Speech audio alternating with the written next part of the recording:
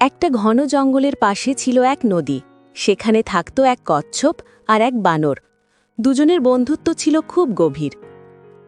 এই কচ্ছপ ভাই, তুমি তো সবসময় ধীরে চলো। চলো না, আজ একটু মজা করি। আমিও চাই মজা করতে, কিন্তু আমার গতি তো তোমার মতো না রে ভাই।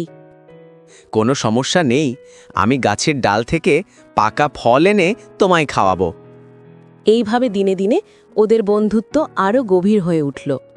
একদিন বানর গাছে চড়তে চড়তে দেখল একটা অদ্ভুত ফল সোনার মতো ঝলমল করছে। ওরে কচ্ছপ ভাই, দেখো দেখো, এই ফলটা কত সুন্দর।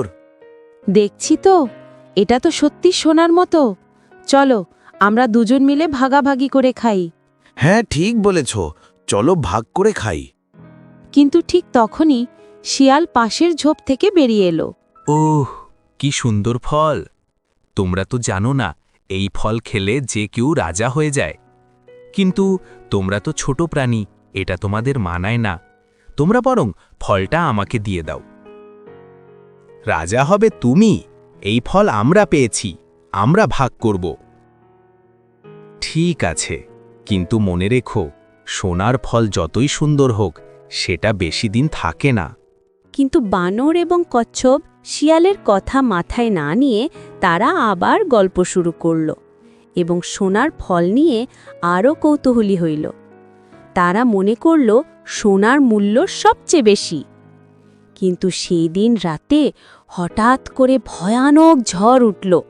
নদীর পানি বেড়ে গেল, বানর গাছে উঠে গেল, কিন্তু কচ্ছপ নদীতে ভেসে যাচ্ছিল। কচ্ছপ ভাই, ধরো আমার লেজটা, আমি তোমাকে টেনে তুলি।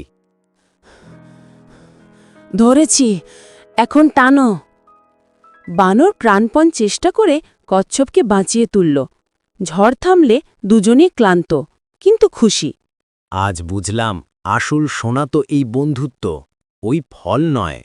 হ্যাঁ ভাই, লোভ নয়, ভালোবাসাই আমাদের সবচেয়ে বড় সম্পদ। সোনার ফল তারা নদীতে ভাসিয়ে দিল। বন আবার শান্ত হল। তারা শিখল, বন্ধুত্বের দাম সোনার চেয়েও বেশি, আর লোভ সবসময় ক্ষতি ডেকে আনে। এইভাবেই বানর আর কচ্ছপের বন্ধুত্বের গল্প আজও জঙ্গলে ছড়িয়ে আছে। গল্পটা ভালো লাগলে অবশ্যই লাইক, কমেন্ট এবং সাবস্ক্রাইব করবেন। ধন্যবাদ সবাইকে।